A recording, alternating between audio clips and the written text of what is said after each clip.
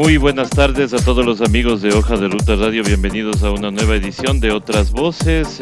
Hoy viernes 29 de mayo del 2020 continuamos con nuestras entrevistas, siendo las 12 horas con 21 minutos. Le damos la bienvenida al señor doctor Ricardo Hidalgo, rector de la Universidad UTE, con quien vamos a conversar sobre algunos temas, pero vamos a empezar con el tema que obviamente estamos viviendo, ¿no? Ya vamos el día 72 más o menos de confinamiento. Se está hablando ya de que la próxima semana, 3 de junio, pues ya saldremos a un semáforo amarillo con condiciones especiales, según lo que nos han dicho, aunque vemos que el COE nacional obviamente no tomó las sugerencias que hizo el COE cantonal de Quito. Y esto queremos preguntarle al doctor, ¿estamos listos? Las estadísticas y obviamente la experiencia de expertos epidemiólogos nos dan como para que ya podamos salir a hacer una nueva normalidad. Doctor, muy buenas tardes. Buenas tardes. Va a depender de todos, realmente. Nunca estaremos lo suficientemente listos y algún momento tenemos que salir, eso es real. Ahora bien, ¿cuáles son las tareas que deberíamos cumplir cada uno de nosotros para estar listos?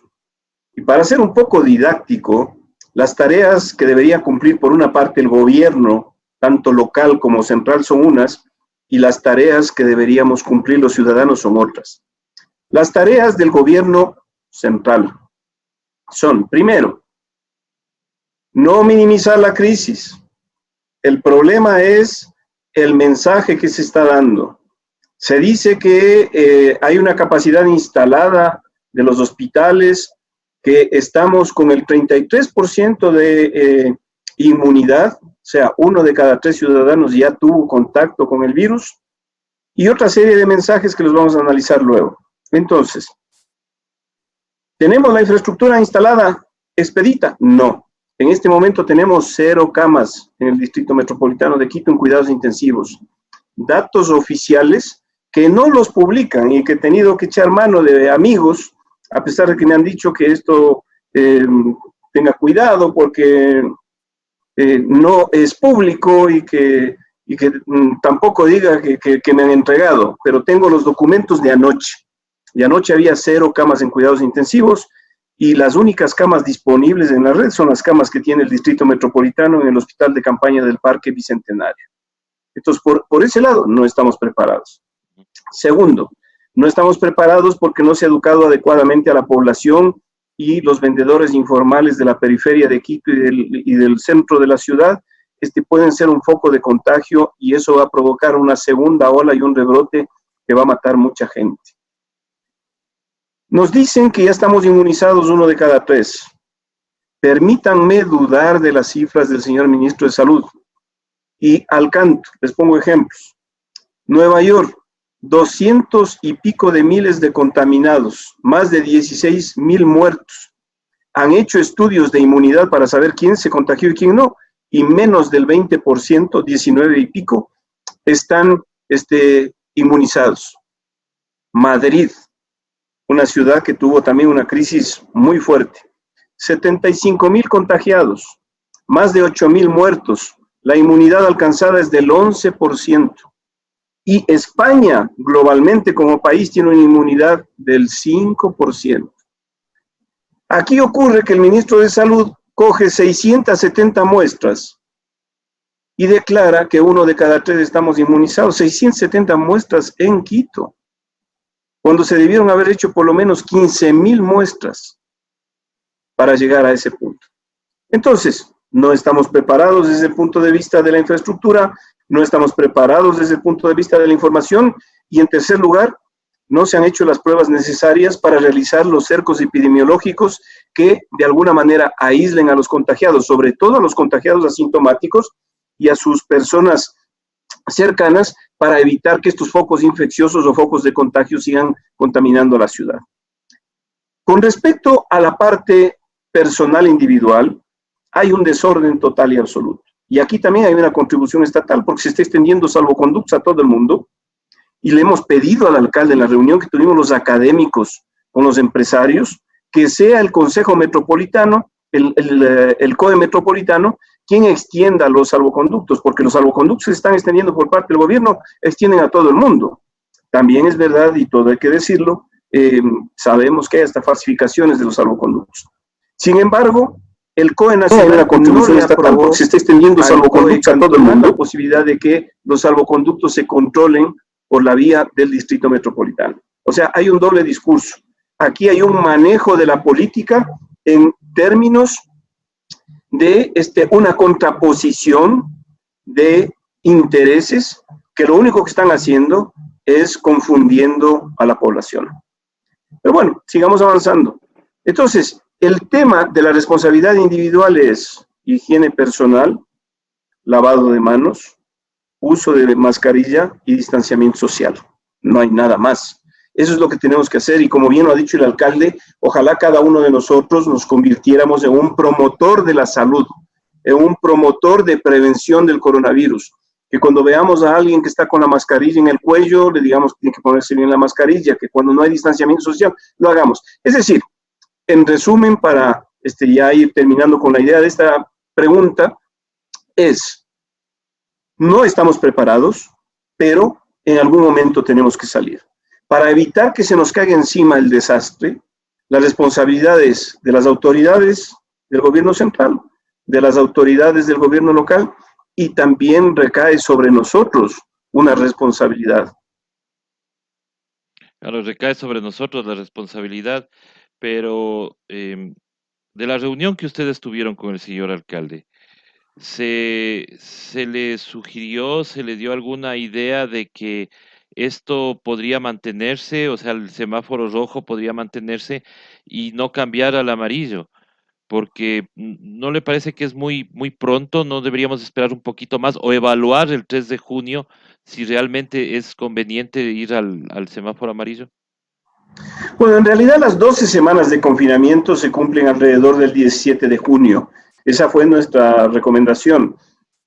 Sin embargo, se han esgrimido una serie de argumentos que también son válidos. Hemos tenido reuniones con los empresarios, con las cámaras, y obviamente hay que analizar todo el contexto. El tema no es semáforo amarillo, semáforo rojo o semáforo verde. El tema es que la realidad ha superado realmente la planificación. ¿Y por qué ha superado? Por estos mensajes equivocados, por estos mensajes confusos que el 4 de mayo dieron a la población cuando se relajaron las medidas en la mitad de la cuarentena. Esto no debió haber hecho el gobierno.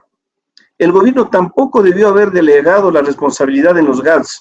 Están copiando la fórmula de las comunidades autónomas en España, pero las realidades son diferentes. No podemos intentar replicar programas o proyectos que han tenido cierto éxito relativo en algunos casos en nuestro medio sin tomar en cuenta el contexto. Entonces, aquí la gente se está muriendo de hambre.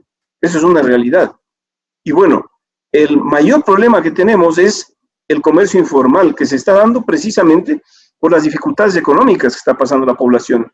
Y nosotros los médicos, pues sí, somos muy sensibles al tema de la salud y a la defensa de la salud y de la vida, pero también tenemos que entender lo que está pasando con el país.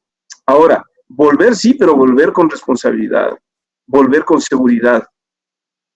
hemos discutido mucho con los empresarios el tema de los protocolos de bioseguridad. Esos protocolos debieron haberse emitido por parte de la autoridad sanitaria. ¿Quién es el ente rector de la salud en el país? ¿Los empresarios o el Ministerio de Salud? ¿Por qué el Ministerio de Salud Pública no ha trabajado en la elaboración con sus expertos de los protocolos de bioseguridad? Y más bien han pedido que los empresarios, a través de sus consultorios de riesgo del trabajo, elaboren protocolos. Entonces tenemos miles de protocolos. Cuando tengamos que hacer una evaluación de algún foco de contagio, de algún rebrote, no vamos a saber contra qué vamos a comparar. Debieron haberse hecho protocolos estandarizados para las distintas áreas de la empresa, de la industria. No es lo mismo la construcción que trabajar en una mecánica o que trabajar en una oficina. Entonces, aquí ocurre que la autoridad sanitaria siempre ha estado en la retaguardia. No son responsables de lo que pasa en los GATS, 221 municipios. No son responsables de los protocolos de bioseguridad. No son responsables de los cercos epidemiológicos, porque el ministro de Salud dice que ya no hace falta vigilancia epidemiológica porque ya 1 de cada 3 estamos contagiados. Y además, todos los días minimizan el tema de la infraestructura diciendo que tenemos sitio. Ayer habían 24 personas en lista de espera para cuidados intensivos. Es la realidad que no se dice. Entonces, también ha faltado transparencia en el manejo de las cifras. Exactamente. Doctor, ayer como noticia veíamos que a nivel internacional algunas poblaciones en Italia, en Corea del Sur, regresaban a confinamiento estricto porque había un rebrote. ¿Podría darse eso acá en el Ecuador, doctor? Sin duda, se va a dar. Y se va a dar porque no tenemos vacuna. En este momento, la única arma que tenemos es la responsabilidad individual y hacer más pruebas. En este sentido es bueno, y les comento que hemos llegado a un acuerdo con el Distrito Metropolitano, la UTE se suma, el Laboratorio de Biología Molecular se suma a la red de laboratorios de Quito, y desde la próxima semana, una vez que hagamos la calibración de nuestros equipos, vamos a integrarnos a esa red y estamos en capacidad de hacer 500 pruebas PCR diarias, sin ningún costo, porque el municipio de Quito nos va a entregar los insumos, los consumibles, y la universidad va a colaborar con su equipamiento, con su capacidad instalada, la infraestructura, y obviamente los técnicos, los investigadores de laboratorio que los paga la universidad.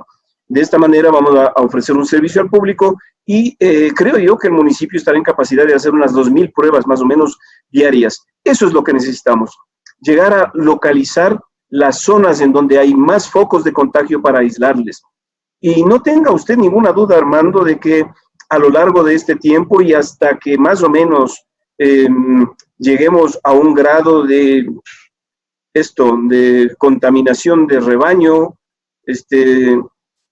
o tengamos la vacuna, va a existir esto. Es decir, pronto, no sé si en un mes y medio, volveremos a clase y capaz que en la universidad se declara un foco, habrá que cerrar un curso, habrá que cerrar la facultad o habrá que cerrar toda la universidad y volver al confinamiento. Ojalá esto no sea muy extendido, porque si vamos a volver al confinamiento y hay un rebrote o una segunda ola más potente que la primera, vamos a tener serios problemas porque va a morir mucha más gente, a pesar de que ya vamos a estar más preparados, digamos, desde el punto de vista de los equipos sanitarios, pero sobre todo vamos a tener mayores pérdidas económicas. Este fue uno de los argumentos que esgrimimos con los empresarios para que también sean conscientes de que sí, es importante el dinero, pero la salud y la vida siempre está en primer lugar.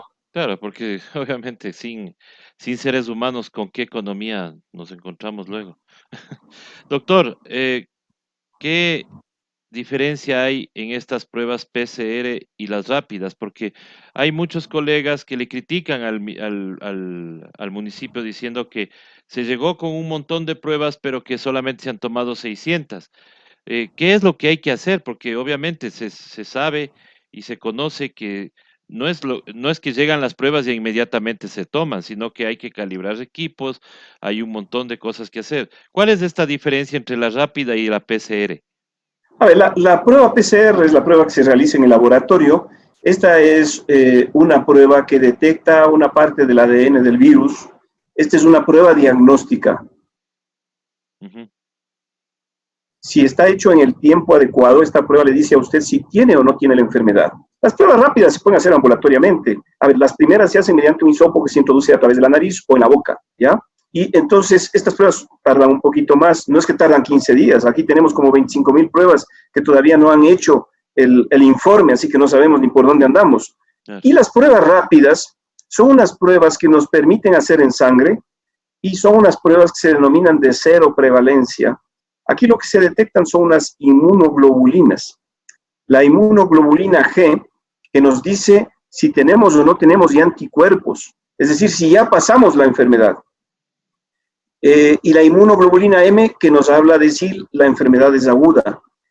El problema con las pruebas rápidas es que hay como 100 pruebas rápidas que se han ofrecido en nuestro medio. No se han validado, por lo tanto no sabemos la exactitud de la prueba. Hace poco recibí yo una información por WhatsApp.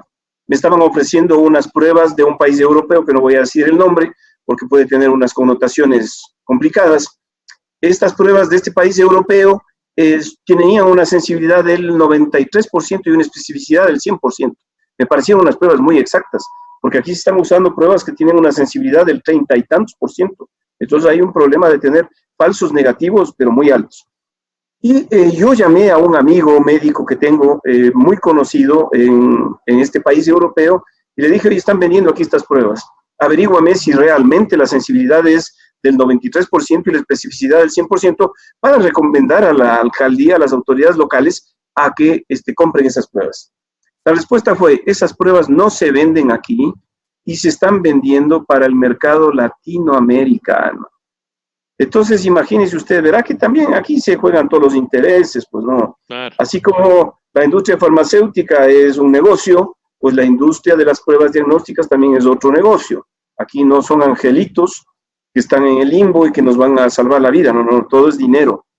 Entonces, ese es el problema. Las pruebas PCR sirven para decirnos si tenemos o no tenemos la enfermedad, y las pruebas rápidas nos sirven para decirnos si tuvimos o no tuvimos la enfermedad. O sea, son dos pruebas diferentes. Por eso es que insistentemente nos quejamos en los reportes diarios, porque el Ministerio de Salud mezcla las pruebas PCR con las pruebas rápidas y dice que han hecho 110,000 pruebas. Eso simplemente es para inflar los resultados, pero cada una de las pruebas tiene una función diferente. Tanto es así que tuvimos esta declaración, acuérdese, señor rector, que teníamos, creo que unas 2,000 personas que estaban contagiadas y de un día para el otro asomamos con 10,000 y decían que era porque estaban con las pruebas represadas. Y por eso es que ya nadie ya le empezó a creer en la infografía de la información del Ministerio de Salud. Doctor, es que esa curva es de locos, esa curva es Claro. una curva acumulada. En esas curvas se ven que hay unas subidas del 100% y al día siguiente unas caídas inexplicables. Una curva acumulada es una curva que siempre va hacia arriba. Claro. Entonces, por eso digo, se pierde la confiabilidad en esa información. Doctor, la OMS ha hecho una declaración sobre la hidroxicloroquina que aquí se anda regalando o que andan donando. Ya habíamos conversado con usted sobre este tema, pero sería bueno recalcarle a la ciudadanía de que cuál es el fin de la hidroxicloroquina, que obviamente no es la cura para el COVID-19. No, efectivamente, coincido con usted. El problema es que se ha manipulado tanto la información que nos están vendiendo la solución, la cura supuestamente para el virus y la gente luego se descuida, se relaja y podemos tener serios inconvenientes. El problema de la hidroxicloroquina, que es un derivado de la cloroquina y que nosotros conocemos aquí desde hace muchos años. Cuando yo estudié, antes de graduarme, fui a hacer la pre-rural en la provincia de Esmeraldas y usábamos cloroquina para el tratamiento de la malaria, pero en cantidades impresionantes. La hidroxicloroquina es un derivado de la cloroquina. Se ha visto que la cloroquina mata al 30 y pico % de los pacientes que toman la medicación. Y la muerte es por problemas cardíacos, por arritmias cardíacas severas. Entonces, el uso de este medicamento debería hacerse bajo estricto cuidado y una monitorización electrocardiográfica diaria, de una manera absolutamente irresponsable, y ahí es lo que ocurre cuando se mezcla la política de una manera oportunista con la ciencia. Primero fue el presidente de los Estados Unidos que dijo que le ordenaba a la FDA que apruebe, como que si por un decreto de un presidente ignorante la FDA va a dar paso al uso de un medicamento. Luego, y lo digo ignorante de la medicina, ¿no? Porque uno puede ser ignorante de todo. Yo soy ignorante en muchas cosas, no es un término peyorativo, sino ignorante de la medicina. Luego aquí el viceministro habló de que se le había puesto en el protocolo del Ministerio de Salud. Nosotros ya hablamos muy duramente sobre este tema. Yo vengo insistiendo desde mediados de marzo de que la cloroquina era un tratamiento experimental. Y todavía no sabía el tema de la cantidad de muertes. Yo como cardiólogo sabía de las arritmias que provoca el medicamento. Ahora sabemos definitivamente que la cloroquina mata. Y aquí viene, pues no, la política con el oportunismo. Entonces, una fundación del Partido Social Cristiano y otra fundación del candidato Lasso, regalando 96,000 pastillas el uno, 10,000 y no sé cuánto el otro, en el resto de las provincias. Eso es imperdonable. O sea, es un uso inadecuado del poder económico para captar votos. Antes regalaban esferos y camisetas, ahora regalan hidroxicloroquina. Esto no es ético, hermano. Y hay que advertir a la población que la hidroxicloroquina no solo que no protege, sino que además puede matar. Así que ahí quedemos. No hay que usar hidroxicloroquina en ninguna parte. Así es. Y hay la otra salvación supuestamente, que es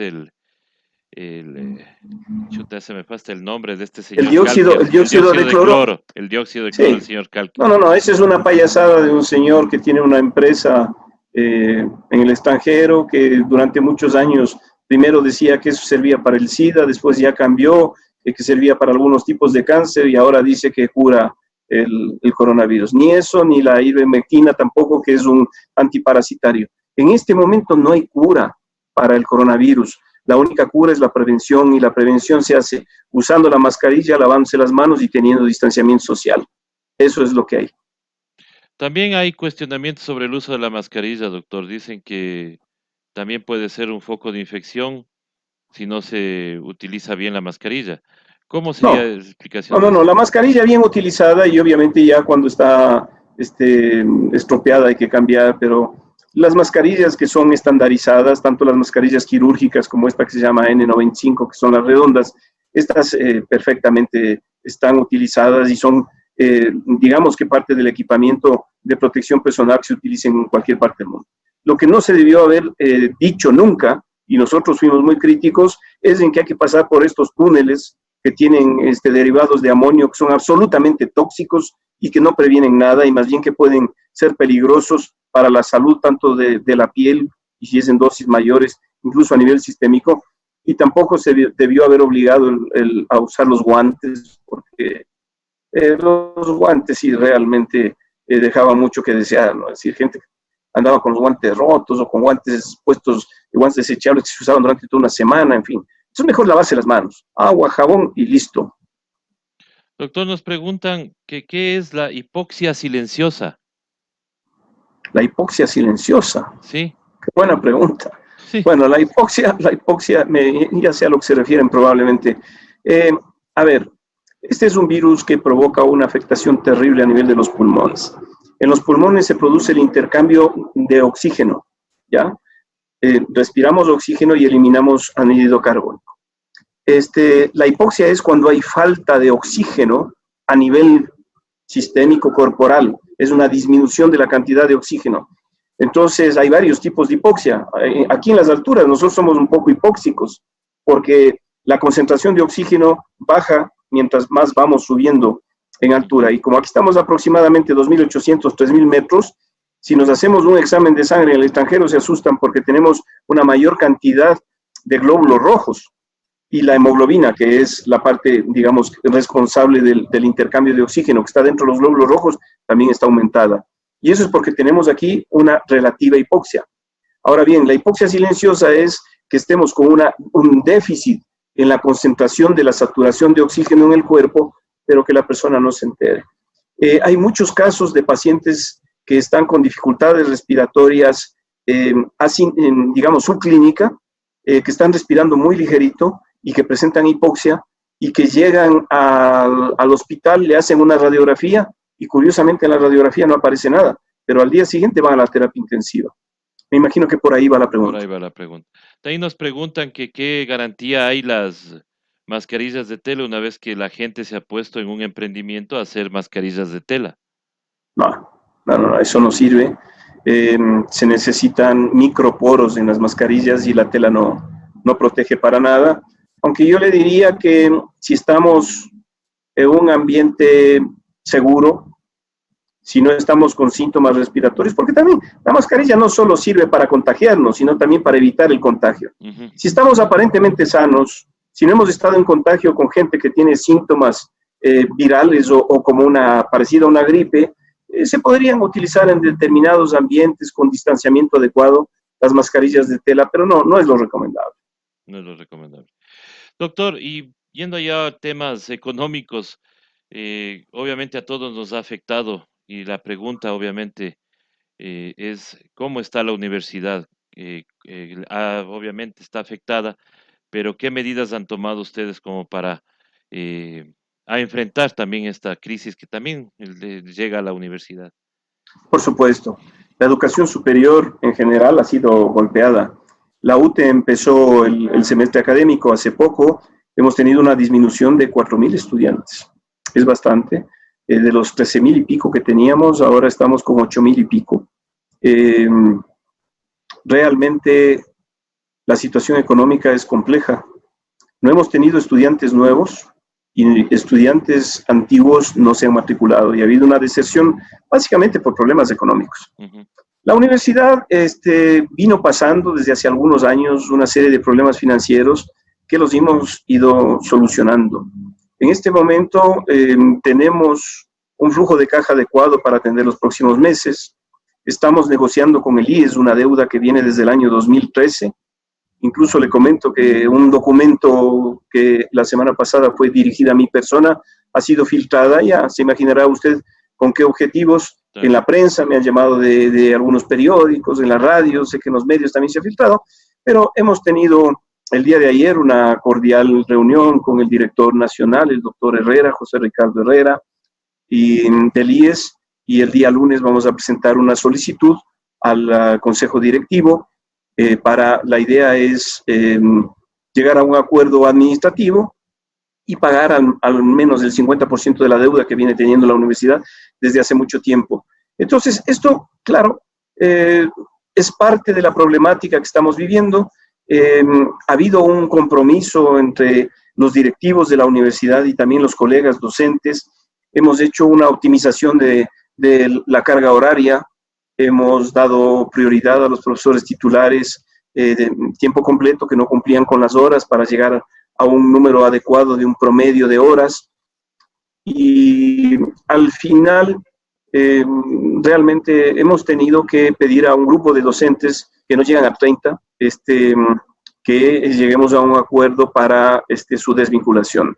Vamos a respetar absolutamente las leyes nacionales, no nos estamos aprovechando. Por ahí se dicen que han salido 200, por en otro lado dicen que 300. No hay tal. Hemos hecho un acuerdo entre los directivos y los gremios y los representantes del Consejo Universitario para salvar a la mayor cantidad de empleos posibles, porque la UTE es una universidad solidaria, sí. Así que bueno, estamos capeando el temporal, se vienen épocas difíciles, pero yo pienso que con este trabajo, que con motivación, que con optimismo, el país, no solo la universidad, la ciudad, el país va a salir adelante. Yo confío en que esto será una prueba más por la que debamos haber pasado todos los ecuatorianos y a nivel mundial igualmente, pero yo sí confío en que de a poco somos gente trabajadora. Yo confío en que el país va a salir adelante.